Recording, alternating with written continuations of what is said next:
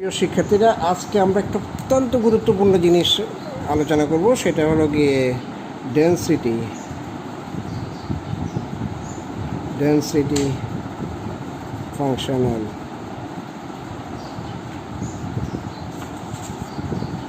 Theory.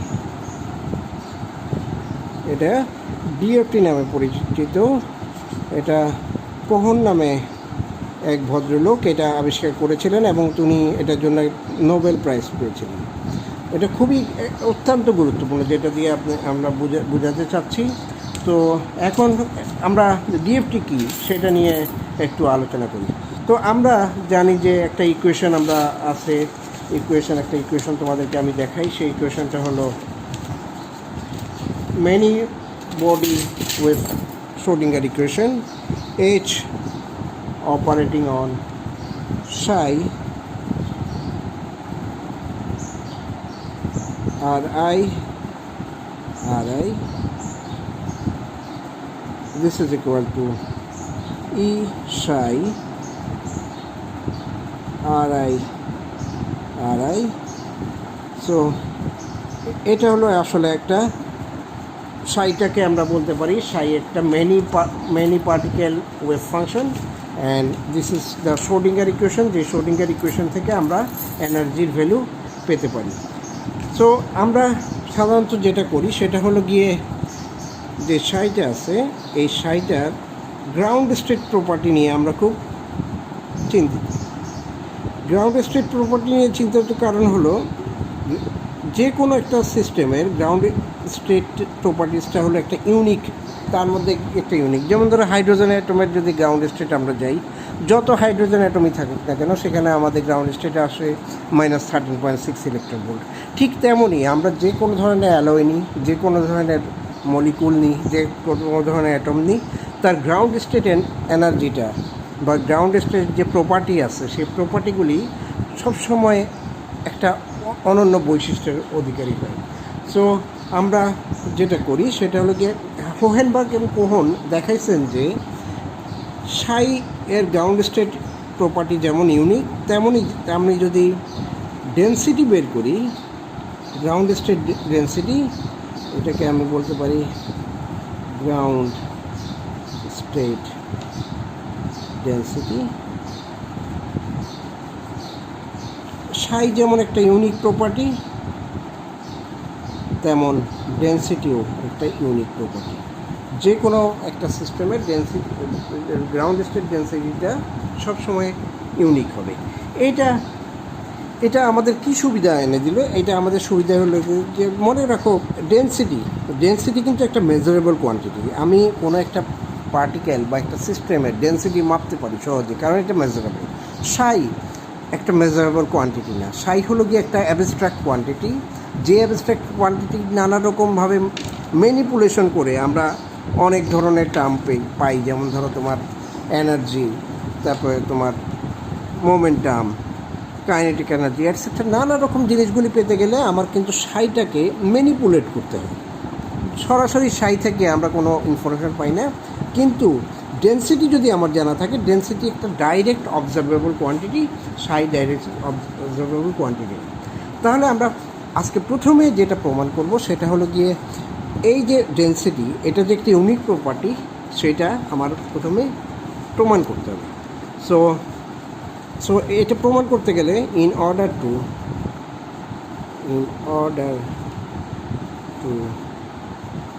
Prove DFT, আমার একটা definition কিন্তু মনে রাখতে হবে। যে ডেফিনেশনগুলি আমরা এর আগে ক্লাসে আমরা পড়ছিলাম, এখন জাস্ট একটা আমরা রিভিশন দিই।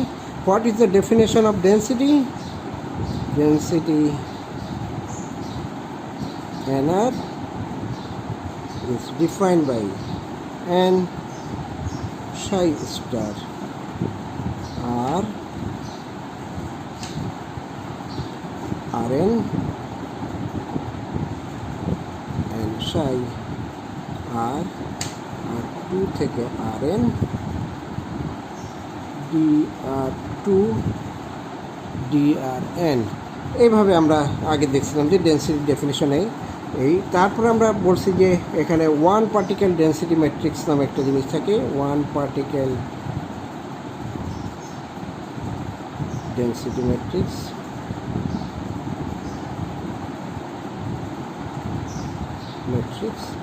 এটাকে আমরা একটা গামা দিয়ে প্রকাশ করেছিলাম, আর r prime this is equal to n integration of psi star r r two r n. এগুলিতে আমার আসলে ভেক্টর দিলে ভালো ছিল। তারপর আসবে সাই আর প্রাইম আর টু আর এন, আর এখানে থাকবে dr2 dr3 drn, এগুলো হলো ইন্টিগ্রেশন। তারপর আমরা আবার ডিফাইন করেছিলাম two particle density matrix.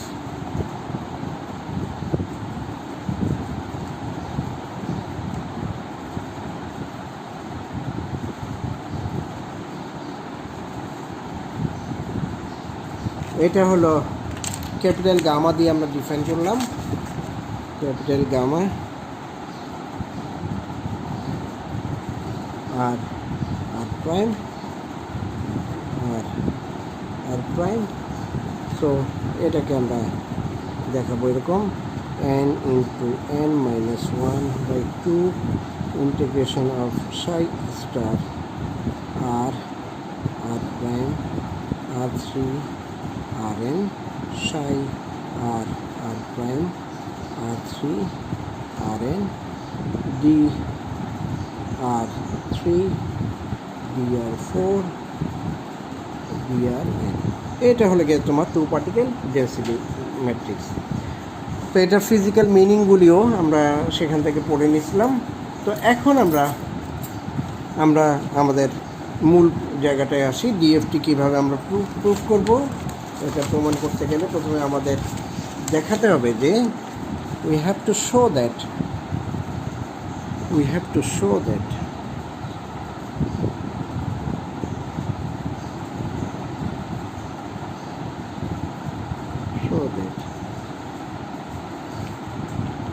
the density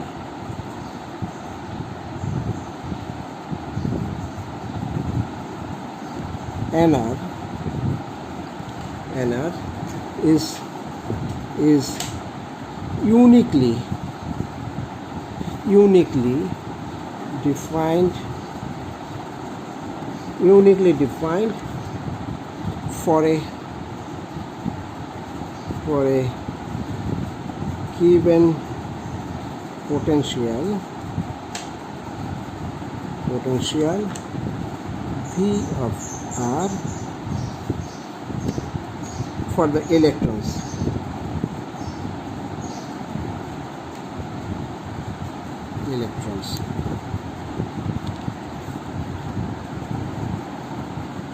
So let us to prove it,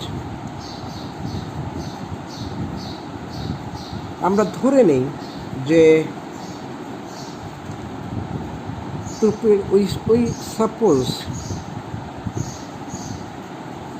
we suppose that two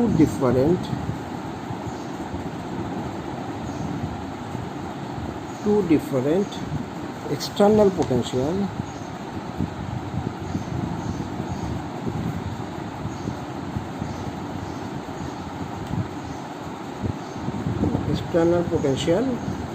ধরো একটা হলো VR and VR prime give rise to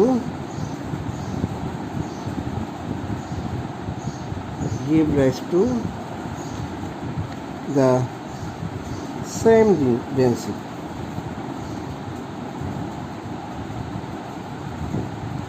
এটার অর্থ হলো গিয়ে ধরো দুইটা আলাদা পোটেনশিয়াল আসছে, একটা VR আর একটা VR প্রাইম। এই দুইটা VR এবং VR প্রাইম থেকে আমরা একই ডেন্সিটি পাই, তাহলে কিন্তু আমার ডেন্সিটি ফাংশনাল থিওরিটা আর প্রমাণ থাকলো না। কারণ ডেন্সিটি ফাংশনাল থিওরি বলছে যে কোনো একটা পার্টিকুলার VR থেকে যে ডেন্সিটিটা পাই সেটা ইউনিক, তার মানে তার একটাই মান থাকবে। একাধিক পোটেনশিয়ালের একই ডেন্সিটি থাকার কথা না, কিন্তু আমি কিন্তু তার উল্টাটা একটা কিছু আমি ধরে নিচ্ছি। আমরা ধরে নিচ্ছি যে দুইটা পোটেনশিয়াল থেকে একটাই ডেন্সিটি আমরা পাবো। আমাদের শো করতে হবে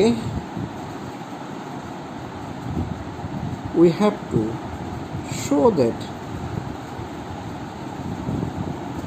it is impossible. আমাদের শো করতে হবে যে এটা অসম্ভব, আমাদের দেখাতে হবে যে এই জিনিসটা একদম ইম্পসিবল। তো এখন আমরা অ্যাজুম করে নিব we assume that VR and VR prime are different in a non-trivial way. Non-trivial way মানে হলো গিয়ে এমন হতে পারে যে VR equal to VR prime plus some constant, এই ধরনের যে ডিফারেন্স সেগুলিকে আমরা বলি ট্রিভিয়াল ডিফারেন্স। আর নন ট্রিভিয়াল মানে হলো খুব সাধারণ একটা কনস্ট্যান্ট যোগ করে একটা আরেকটা থেকে আলাদা, এইভাবে আমরা এটা কনসিডার করতেছি না। আমরা কনসিডার করবো যে তারা আসলে অনেকটাই আলাদা। সো আমরা লিখতে পারি that implies they are not differ merely by a constant. তাদেরকে শুধুমাত্র একটা কনস্ট্যান্ট দিয়ে তারা ডিফারেন্ট, এইভাবে আমরা ওদেরকে ভাবতে চাই না। এখন এবং সাই নিলাম, এবং সাই ধরা যাক let E and psi be the total energy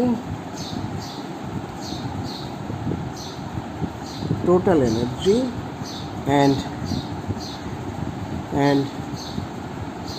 E prime and psi prime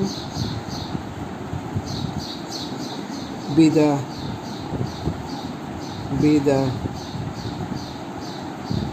total energy and wave function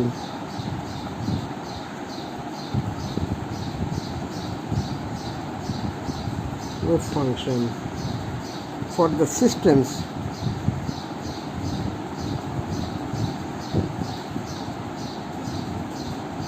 systems with Hamiltonian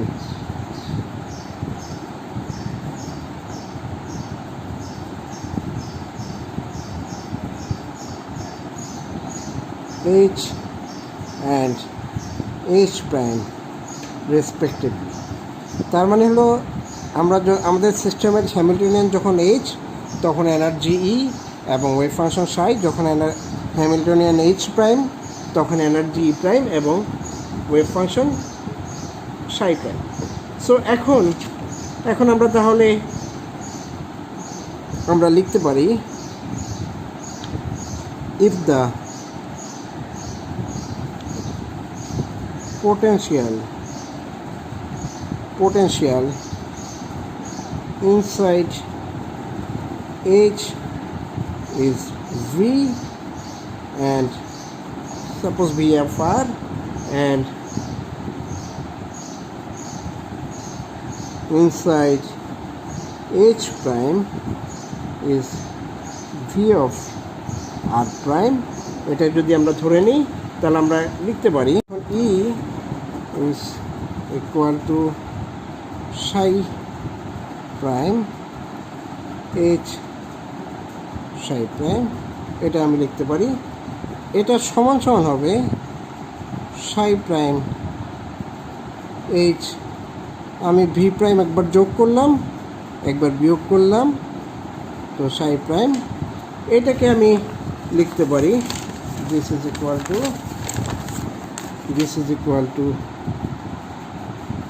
psi prime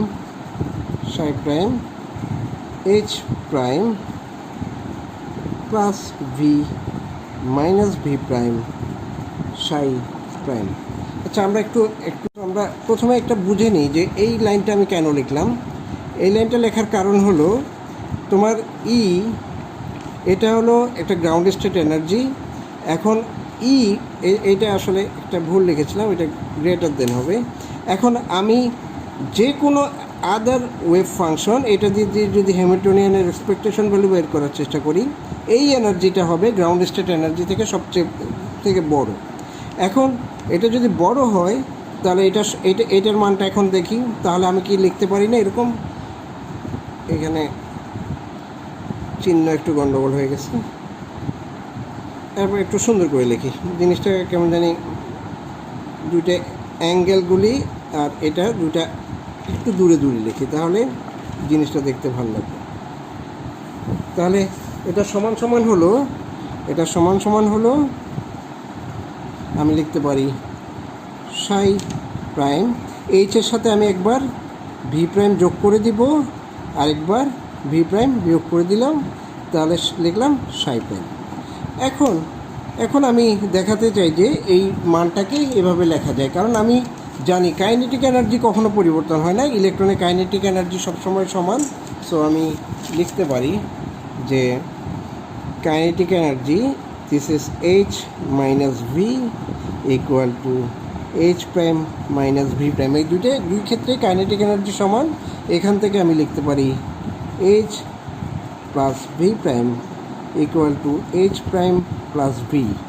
এখন তাহলে আমি এই ইকুয়েশনটা লিখবো এভাবে, this is equal two Sai prime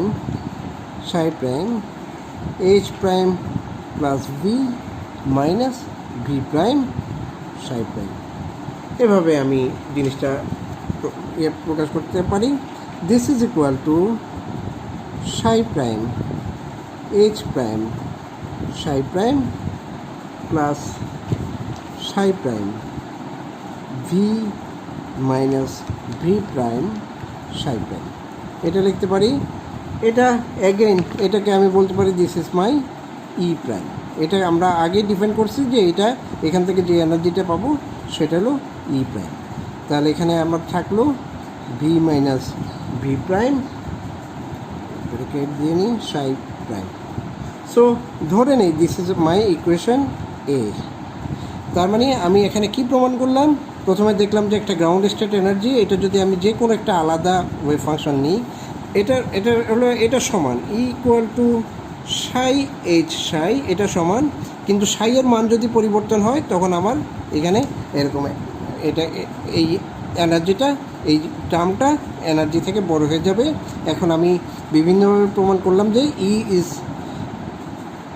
তাহলে আমার what is the final expression? Final expression হবে E is smaller than E prime plus psi prime V minus V prime psi prime.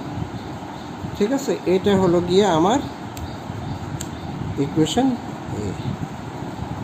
ওকে, তো এরপরে আমরা যেটা যাব সেটা হলো গিয়ে আমরা এরপরে এই ইনইকুয়ালিটি সম্পর্কে আমি একটা লাইন লিখি। This inequality, this strict inequality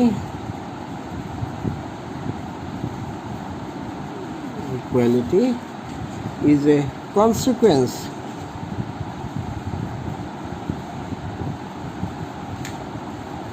of the fact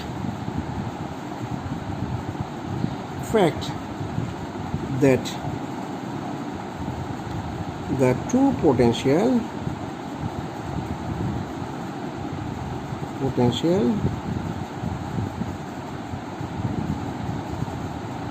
are different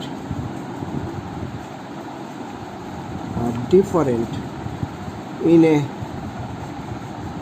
a non-trivial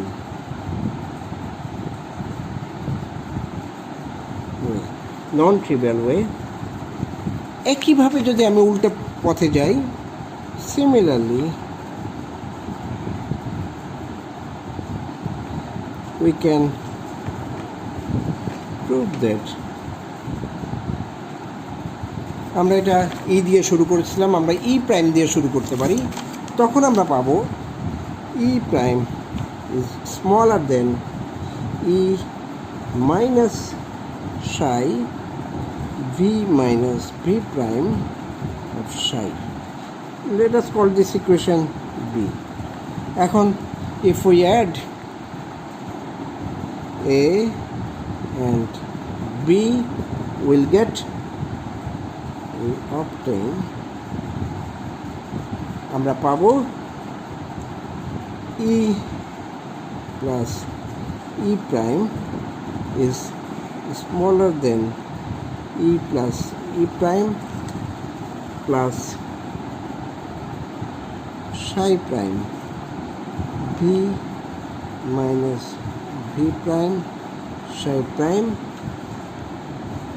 minus psi v minus v prime psi.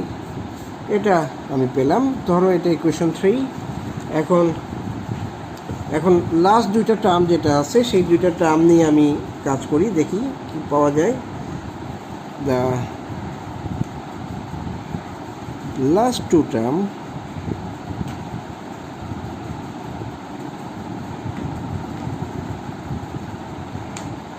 terms of equation 3 gives, আমাকে দে এরকম n prime, প্রথম টার্মটা থেকে আমি পাবো n prime r into vr minus vr prime dr minus nr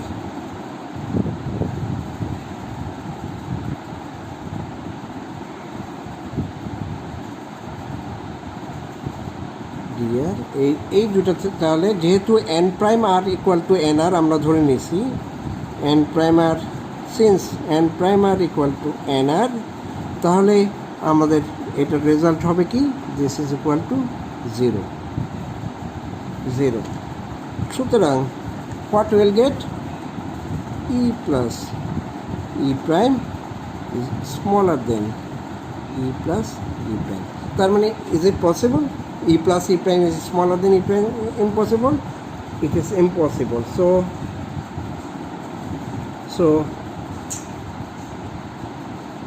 this is obviously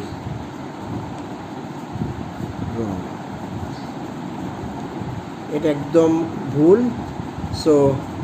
so আমরা যে assumption নিয়েছি, so our initial assumption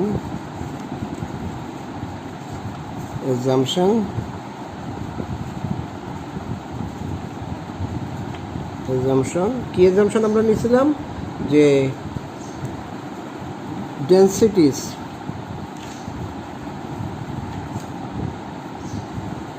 obtained from different wave function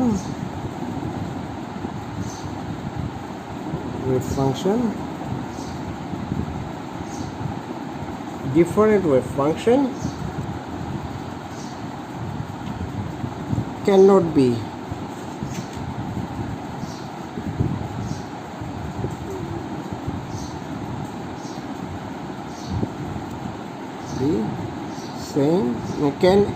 same, can be same is wrong. এটা রং হওয়ার অর্থই হলো there is a so that implies there is a 1-to-1 correspondence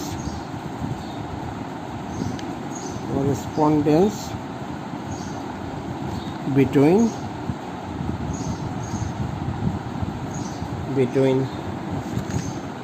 an external potential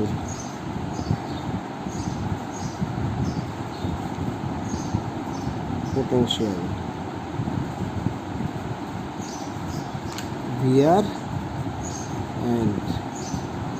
and the density NR.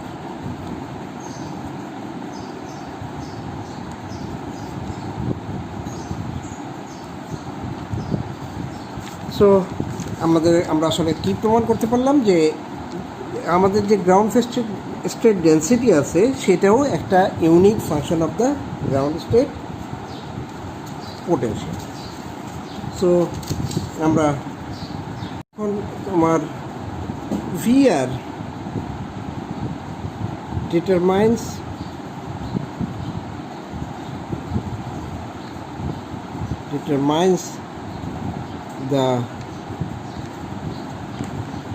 the wave function, determines the wave function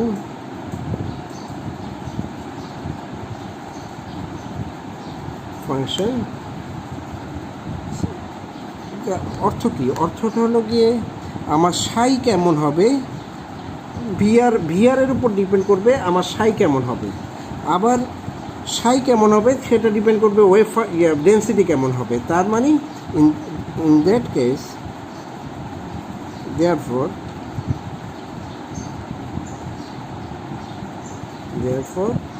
the wave function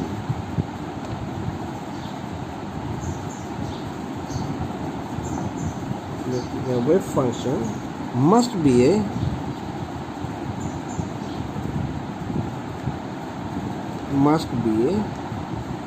functional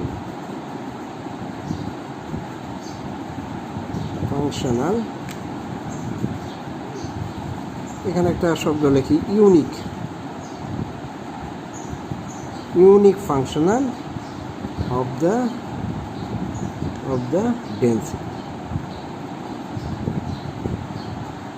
functional শব্দটার অর্থ হলো ধরো z is a function of x, y is a function of z, তার মানে এটাকে লেখা যায় function of x। এই ক্ষেত্রে আমরা বলি x is a functional of y। তার মানে আমার এই ক্ষেত্রে আমাদের বুঝতে হবে যে ওয়েভ ফাংশন হলো ডেন্সিটির একটা ফাংশনাল, ঠিক আছে? যেমন এখানে বলি x is a functional of y, তেমনই আমি এখানে এই ক্ষেত্রে বলবো wave function is a functional of density, কারণ ওয়েভ ফাংশন ডিটারমাইন করবে বিআর ডিটারমাইন করবে ডেন্সিটি। আচ্ছা, নাও আমরা ইতিমধ্যে ডেন্সিটি ফাংশনাল থিওরেমটা প্রমাণ করেছি। এখন আমরা একটু ফার্দার কীভাবে ডেন্সিটি ফাংশনাল থিওরেমটা ব্যবহার করা যায় সেটা শেখার চেষ্টা করব। সো আমরা একটা ফাংশন কনসিডার করি, the function which is a function of the density.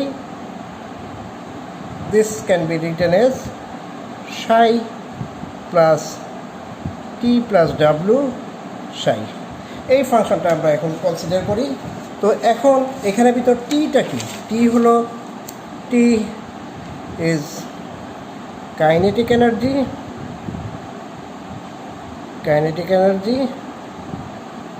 and w is called is electron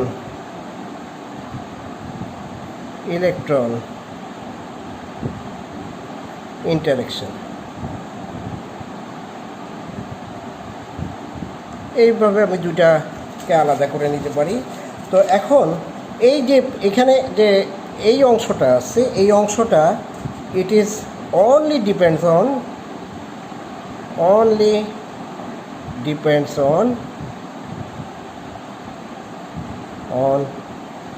electron density, nothing else. Electron density and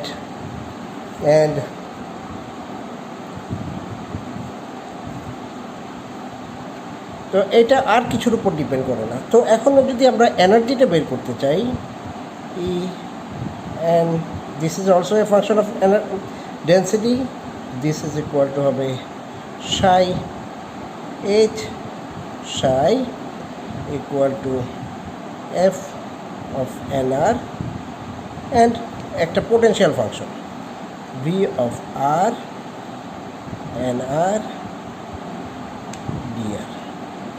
এই হলো কি আমার ইকুয়েশন। তো এই ইকুয়েশনে আমরা আসলে যে জিনিসটা ইনক্লুড করেছি সেটা হলো পোটেনশিয়াল ফাংশনটা তার সাথে ইনক্লুড হয়েছে। তো আমরা জানি যে যে কোনো একটা potential determines the density of the electron. Density of ইলেকট্রনটা আসলে কেমন হবে তার ডিপেন্ড করে পোটেনশিয়ালটা কেমন তার উপর। সো এখন আমরা ধরে নিই যে energy, this energy belongs to the density which is not the ground stated density. তাহলে দিস ইজ ফ্রম, এটার মান কত হবে?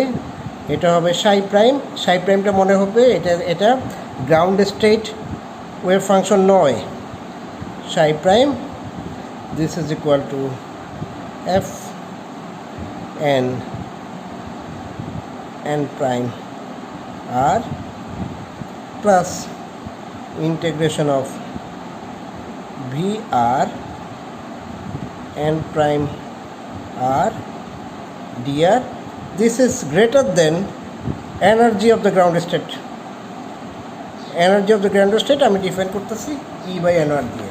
So E N prime NR যেটা গ্রাউন্ড স্টেট ডেন্সিটি নয় তার এনার্জি সবসময় গ্রাউন্ড স্টেট এনার্জি থেকে বেশি হবে। এখন এগুলিকে, এই ইকুয়েশনটাকে আমি চাইলে 1 পার্টিকেল এবং 2 পার্টিকেল ডেন্সিটি ম্যাট্রিক্স দিয়ে লিখতে পারবো। We can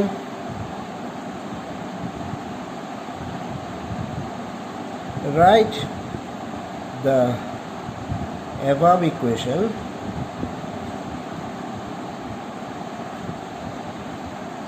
above equation with in terms of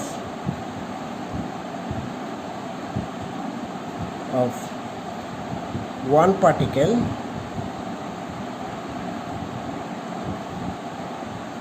and 2 particle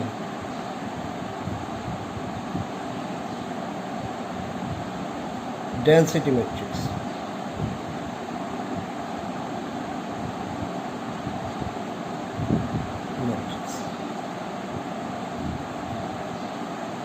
তাহলে ENR লিখতে পারি এরকম,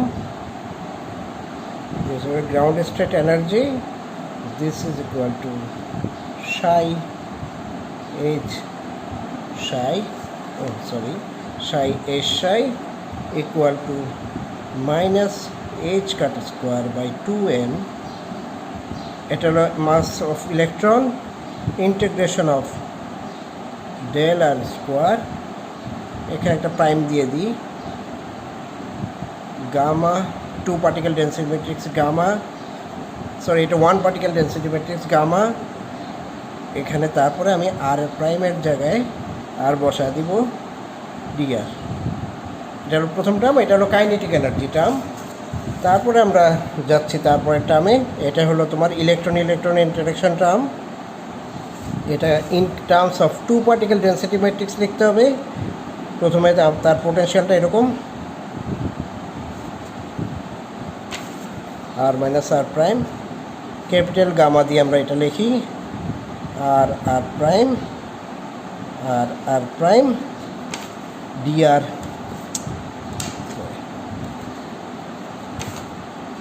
এগুলি ভেক্টর হবে, এগুলি ভেক্টরগুলি দেওয়া হয়নি, ডিআর ডিআর প্রাইম, এখানেও ভেক্টর দেওয়া হয়নি। এবং তার সাথে আমার পোটেনশিয়ালটা আপনার লিখতে হবে v of r gamma r r prime d r. ঠিক আছে, এটা হলো তাহলে আমার in terms of the 1 electron and 2 particle density matrix আমি এই ইকুয়েশনটাকে এই ফর্মে লিখব।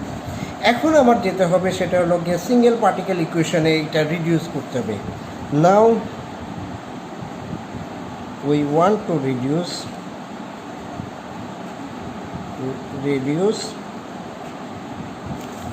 the above equation,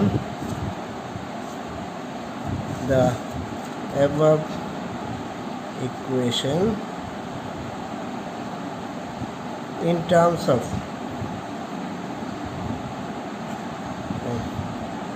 single particle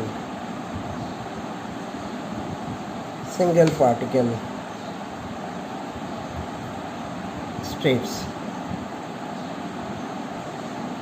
এখন এটা যদি করতে চাই তাহলে আমার ডেফিনেশনগুলি এভাবে আমি লিখব। nr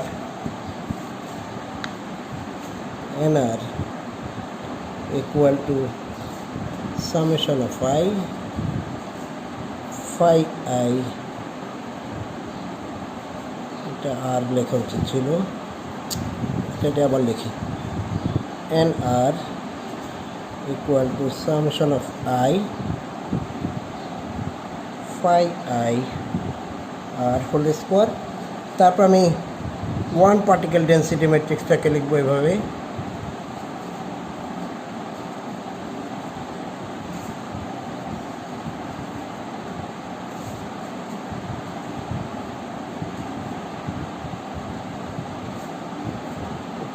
এটা আর প্রাইম।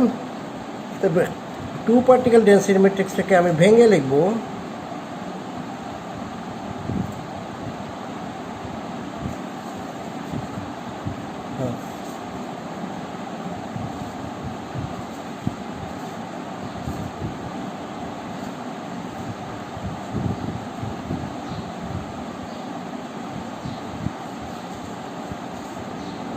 এভাবে আমি লিখতে পারি। এখন আমি যদি এই মানগুলি ওই ইকুয়েশনে বসাই তাহলে ইকুয়েশনটাকে আমি অন্যভাবে লিখব। এখন আমি লিখব, আমি শুধু এফ এর মানটা বসাই, এফটা হবে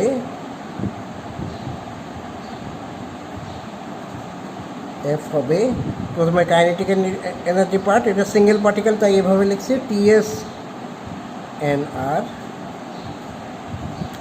এটা ডেন্সিটির উপর ডিপেন্ড করে, প্লাস তারপরে আমি লিখব তাদের বাকি পুরো অংশটাই হলো আসলে ইলেকট্রন কোরেসলেশন, কিন্তু এটাকে আমি যেহেতু এই ইকুয়েশনটা ব্যবহার করব তার জন্য দুই অংশ হয়ে যাবে। একটা হবে এরকম,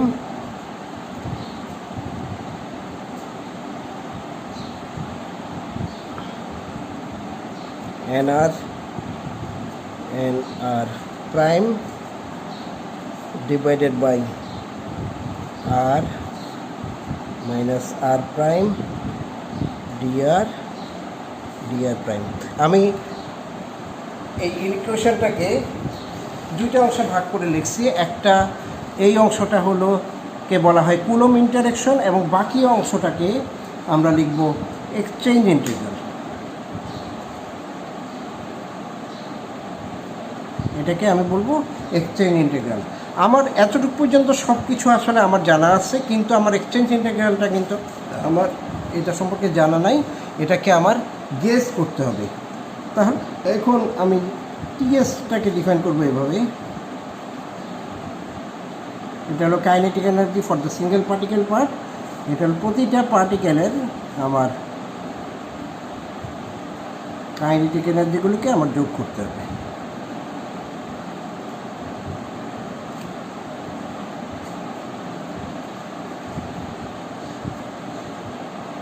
এটা হলো তোমার সিঙ্গেল এনার্জি পার্ট, এবং এরপরে আমাদের এখন আমি ভেরিয়েশনাল ক্যালকুলেশনের মাধ্যমে একটা energy determinant Lagrange multiplier epsilon I define করতে পারি এভাবে। তোমরা যদি তোমাদের যে শীট দিয়েছি সেখানে থেকে তোমরা দেখে নিতে পারো। এটা হলো তার কাইনেটিক এনার্জি পার্ট, আর এটা হলো তার এফেক্টিভ পোটেনশিয়ালের পার্ট, যেটা ডিপেন্ড করবে আর এবং এনআর এর উপর।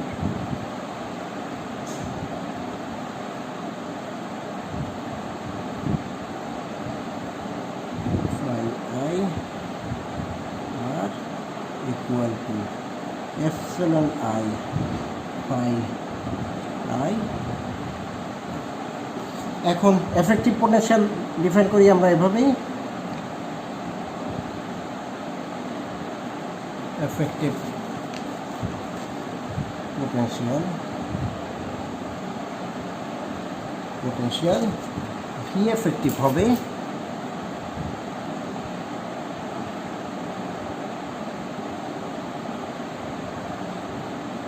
দিস ইজ ইকুয়াল টু প্রথমে তার পোটেনশিয়াল প্লাস তার কুলম্ব ইন্টারেকশন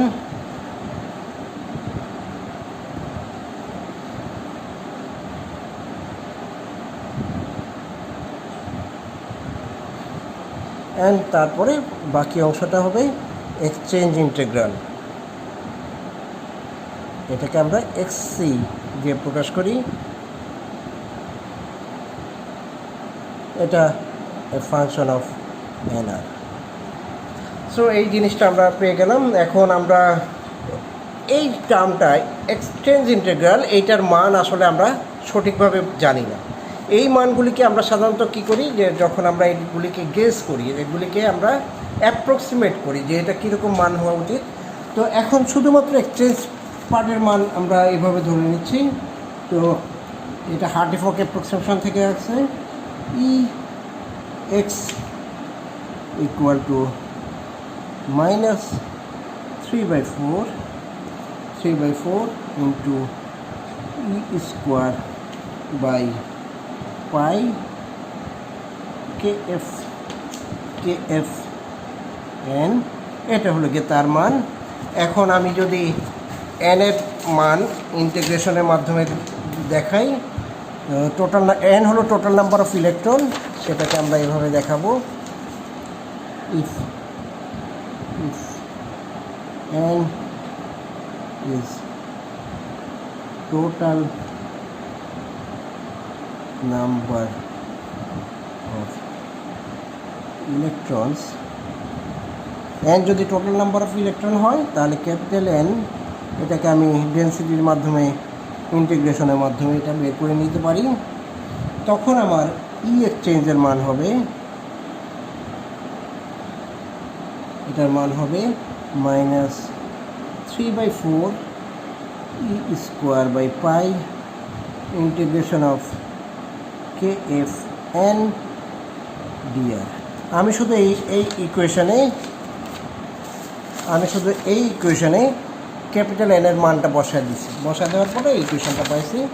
এখন আমি কেএফ এর মান বসানোর পরে আমি এটাকে ইন্টিগ্রেট করব। ইন্টিগ্রেট করলে আমার আসবে 3/4 ই স্কোয়ার 3/পাই 1/3 of integration of N 1/3 N d r. এই এনটা হলো এখান থেকে আসছে, আর এই 1/3 এই বাকি অংশটার মান আসে কেএফ থেকে। তোমরা এখন বলো তো কেএফ এর মান কত, তোমরা নিজেরা বের করতে পারো কিনা দেখি। তো এখন এটা হলো যখন এই এক্সচেঞ্জ ইন্টিগ্রালের মান ইউনিফর্ম না, তখন আমাদের আসলে ইন্টিগ্রেশন করে বের করতে হবে। when the value of exchange integral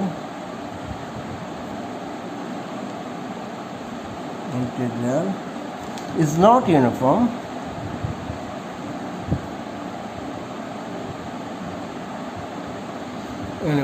যখন এটার মান ইউনিফর্ম নয়, তখন আমরা এটা বের করবো এভাবে, E x N of r equal to একটা ছোটো হাতের এক্স আমি ডিফাইন করলাম, এটাও function of n r and n r d r. তাহলে এখন এটার মান কত? এটা আসলে ই না লিখে এপসিলন লিখি। Epsilon x n r equal to হবে মাইনাস 3/4 ই স্কোয়ার বাই 3/পাই 1/3 n r to the power 1/3। Just এইখান থেকে আমরা মানটা নিচ্ছি এতটুকু পর্যন্ত, ইন্টিগ্রেশনটা বাদ দিয়ে বাকি অংশটাকে আমি বলছি epsilon x is a function of NR. এখন এটাকে ইন্টিগ্রেট আমরা করেছিলাম। তো এখন আমরা আমরা এখন করব কি, now this expression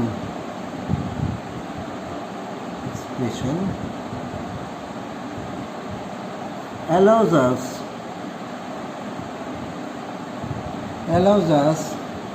to calculate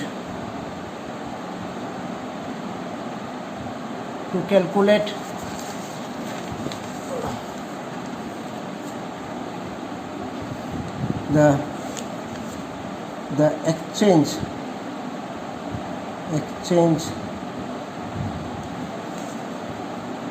aspects of many body character. তো এখন আমি তাহলে এই ডেল্টা ইএক্স এর মান বের করতে পারবো of n r of delta n r. এটার মান হবে delta by delta partial, so epsilon x n r into n r. এটার মান আসে 4/3 এপসিলন এক্স এনআর। এটা তোমার মান বসানোর পরে ডেরিভেটিভটা করলেই তোমার এই মানটা আসবে। তুমি এই মানটা বসানোর পর ডেরিভেটিভ করবে, এই মানটা পাবা। এটা ইকুয়াল টু হলো minus E square by 3/π 1/3 n r যার power 1/3। So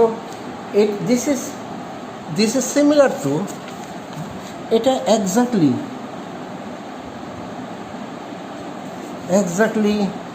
similar to Slater exchange potential.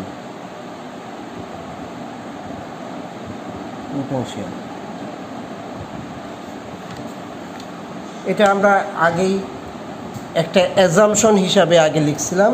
Equation এই চ্যাপ্টারেরই প্রথম দিকে তুমি পাবা 2.48 চ্যাপ্টার। তবে শুধুমাত্র একটা পার্থক্য হলো এটার দুটার মধ্যে একটা ফ্যাক্টরের ডিফারেন্স আছে, 2/3 এই ফ্যাক্টরের ডিফারেন্স আছে। সো আমরা এখানে আসলে যেটা শিখলাম সেটা হলো আমরা প্রথমে ডেনসিটি ফাংশনাল থিওরেম শিখলাম এবং তারপরে তার প্রায়োগিক দিকটা আমরা দেখলাম যে কীভাবে এটা আসলে একটা ম্যানি বডি সিস্টেমের উপর প্রয়োগ করা যায়, আমাদের কী ধরনের অ্যাজাম্পশন নিতে হবে। এবং শেষ পর্যন্ত আমরা যে রেজাল্টটা পেলাম দেখলাম যে সেটা আমরা একটা গেস যেটা করছিলাম তার সাথে তার 2/3 একটা পার্থক্য আছে। সো এতটুকু পর্যন্ত আমার প্রথম চ্যাপ্টারে পড়ার বিষয় ছিল। সো আমরা পরবর্তীকালে এটা দ্বিতীয় চ্যাপ্টারটা পড়ার চেষ্টা করব। তবে একটা জিনিস আমরা আর একটু আলোচনা করা দরকার, একটা জিনিস একটু বাদ পড়ে গেছে, সেটা হলো আমরা কিন্তু এক্সচেঞ্জ টার্মটা লিখছি কিন্তু কোরিলেশন টার্মটা লিখিনি। আমি তোমাদেরকে শিটটা দেখাচ্ছি। এই শিটে দেখো এখানে কোরিলেশন পার্টে কি ধরনের অ্যাজাম্পশন নেওয়া যায় সেই সম্পর্কে এটার একটা বিস্তারিত বর্ণনা আছে। যেমন ধরো এক্সচেঞ্জ মডেলে কোরিলেশন সাধারণত 0 নেওয়া হয়, আর স্লেটার ডিটারমিনেন্টের সময় এই ধরনের একটা এক্সপ্রেশন লেখা হয়। উইগনার একটা মডেল নিয়েছিলেন, সেই মডেলে বিভিন্ন ধরনের মডেলে এক্সচেঞ্জ কোরিলেশনের কী ধরনের অ্যাপ্রক্সিমেশন নেওয়া যায় সেটা এদিকে লেখা আছে। তো আমাদের ফাইনাল এক্সপ্রেশন আসলে হবে এইটা। এখানে আমরা দেখো আমরা ফাইনাল এক্সপ্রেশনে আমরা লিখি এক্সচেঞ্জ এবং কোরিলেশন। এইটা টার্মটা আমরা একটু আগে ডিরাইভ করেছি, আর এই টার্মটা বিভিন্ন মডেলে এখানে দেওয়া আছে। সেই বিভিন্ন মডেলে এক মডেলের জন্য আমরা একভাবে এই টার্মটা আমরা ডিফাইন করব এক্সচেঞ্জ কোরিলেশন। এবং ultimately the V exchange correlation পোটেনশিয়ালটা হবে ডেল্টা ইএক্সির।